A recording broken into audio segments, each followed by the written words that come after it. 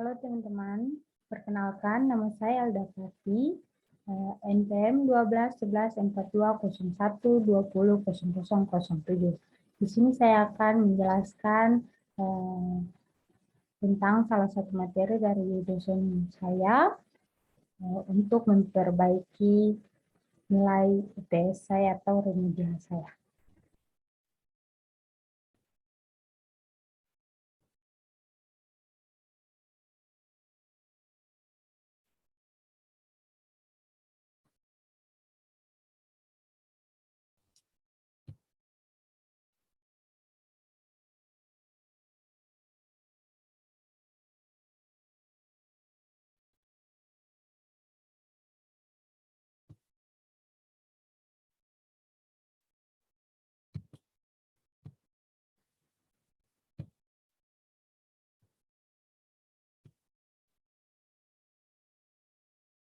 Ya, baik. Di sini saya akan menjelaskan tentang pelayanan dan kolaborasi interdisiplin dalam kesehatan dan keperawatan jiwa.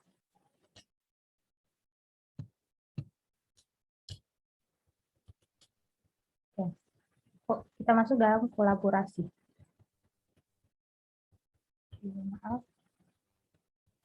Kolaborasi adalah proses di mana dokter dan perawat merencanakan dan praktek bersama sebagai kolega, bekerja sama, saling ketergantungan dalam batasan-batasan lingkungan praktek mereka dengan berbagai nilai-nilai dan saling mengakui dan menghargai terhadap setiap orang yang berkontribusi untuk memberikan pelayanan keperawatan kepada individu, keluarga, dan masyarakat. Bekerja sama dalam kesehatan adalah esensi dasar dari kolaborasi yang kita gunakan untuk menggambarkan hubungan perawat dan dokter. Dihargai bila terlibat secara fisik, intelektual, saat memberikan pelayanan kesehatan dalam lingkungan praktek profesional keperawatan dengan pengawasan dan supervisi sebagai pemberi petunjuk, pengembangan kerjasama atau mekanisme yang ditentukan oleh peraturan. Berikut adalah kriteria kolaborasi. Kriteria kolaborasi ini terbagi menjadi 5 bagian. Yang pertama itu adanya rasa saling percaya dan menghormati, kemudian saling memahami dan menerima keilmuan masing-masing, kemudian memiliki citra diri positif, keempat memiliki kematangan profesional yang setara atau yang timbul dari pendidikan dan pengalaman yang didapati. Yang kelima, yang terakhir yaitu mengakui sebagai mitra kerja bukan bawahan dan keinginan untuk bernegosiasi. Persamaan saling ketergantungan atau interdependensi untuk kerjasama dan bekerja sama. Interdisiplin merupakan satu kegiatan yang didasarkan pada sejumlah dimensi kunci, termaksud di dalamnya adalah tujuan yang jelas, identitas bersama, komitmen bersama, peran yang jelas dari masing-masing profesi, saling ketergantungan, dan integrasi satu sama lain. Lanjut, yaitu pelayanan dan kolaborasi interdisiplin dalam keperawatan jiwa. Pelayanan dan kolaborasi interdisiplin keperawatan jiwa merupakan pelayanan kesehatan yang dilakukan oleh sekelompok tim kesehatan profesional yang terdiri dari perawat, dokter, tim kesehatan lainnya, maupun pasien dan keluarga pasien sakit jiwa, yang mempunyai hubungan yang jelas dengan tujuan menentukan diagnosa, tindakan-tindakan medis, dorongan moral, dan kepedulian khususnya kepada pasien sakit jiwa. Next, yaitu pelayanan dan kolaborasi interdisiplin di rumah sakit. Anggota tim kesehatan meliputi perawat, dokter, fisioterapi, pekerja sosial, ahli gizi, manajer, dan apoteker. Selain integral, pasien adalah anggota tim yang penting. Jadi, kita bisa lihat di sini, pada gambar di sini, di mana dokter, perawat, ahli gizi, laboratorium, radiologi, IPS, administrasi, dan lain-lainnya, semua tenaga medis ini berkolaborasi dalam satu tujuan, yaitu berfokus kepada pasien atau klien sakit jiwa. Next, yaitu nah, tim keperawatan dan akan sukses jika seluruh anggotanya menjadi perawat yang baik.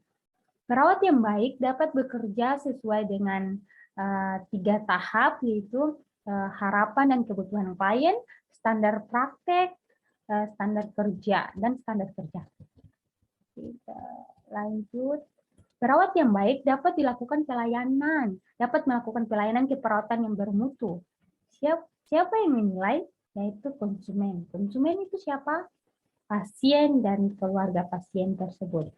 Terbagi menjadi 2, yaitu internal dan eksternal.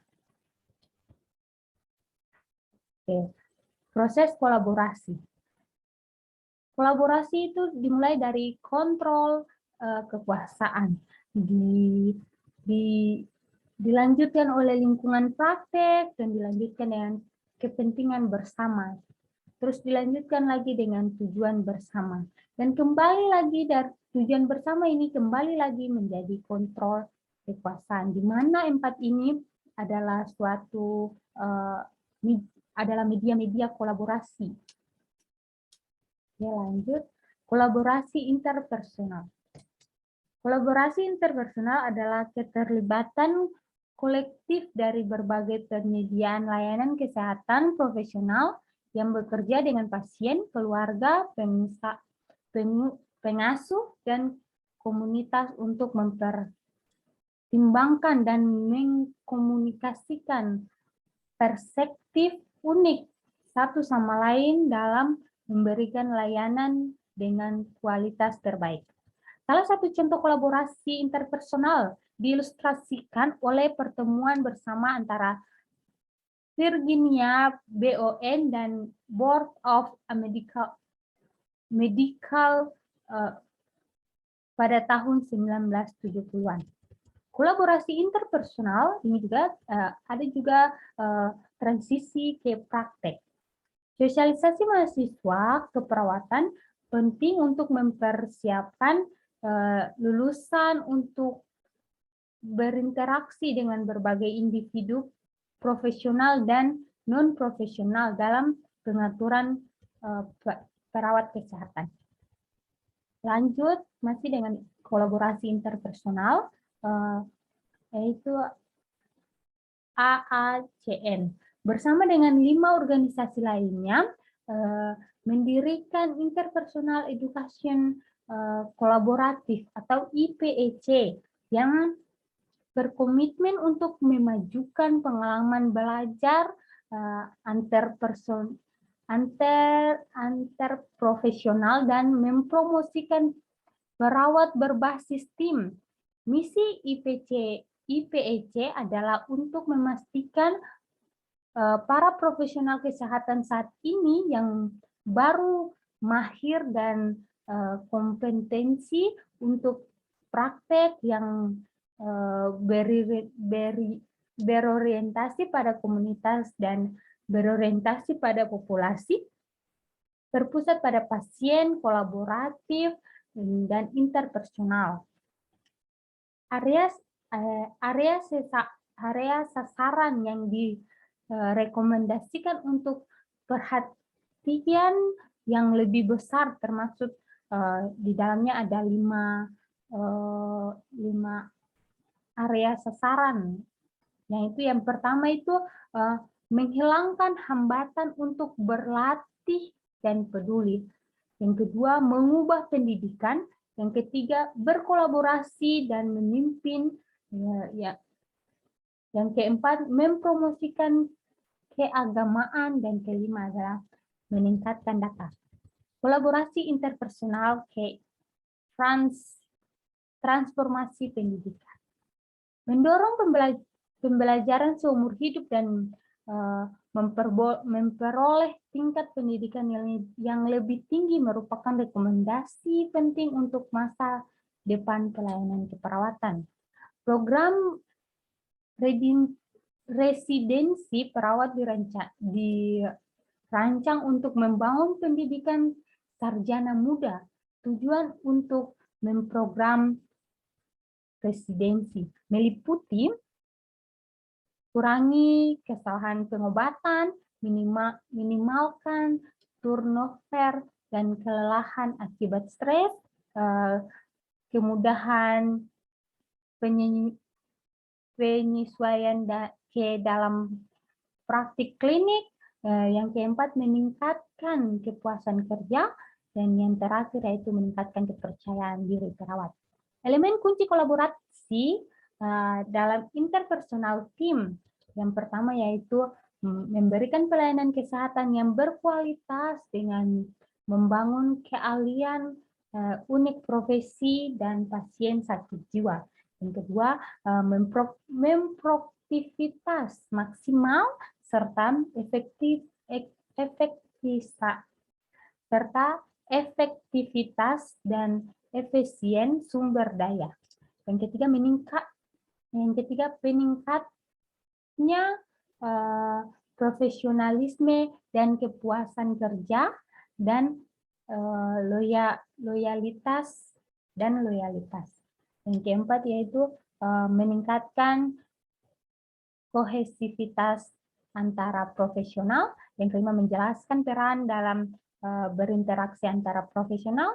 Yang keenam menumbuhkan komunikasi, menghadapi argumen dan memahami orang lain. Hambatan kolaborasi dalam interdisiplin pelayanan kesehatan jiwa itu terbagi menjadi 5, yaitu ketidaksesuaian pendidikan dan latihan anggota tim, struktur organisasi yang konservasional, konflik peran dan tujuan, kompetensi interpersonal, yang terakhir status dan kekuasaan dan individu itu sendiri. Yang berikut adalah kesimpulan.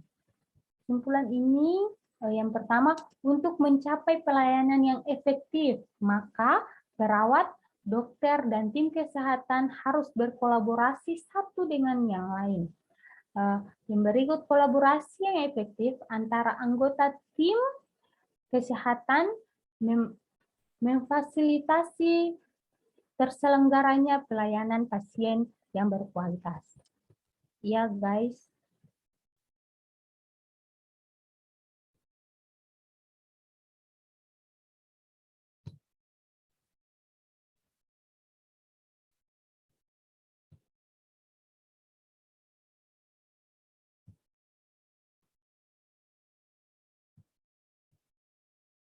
Ya, terima kasih. Sekian presentasi dari saya. Selamat malam dan shalom.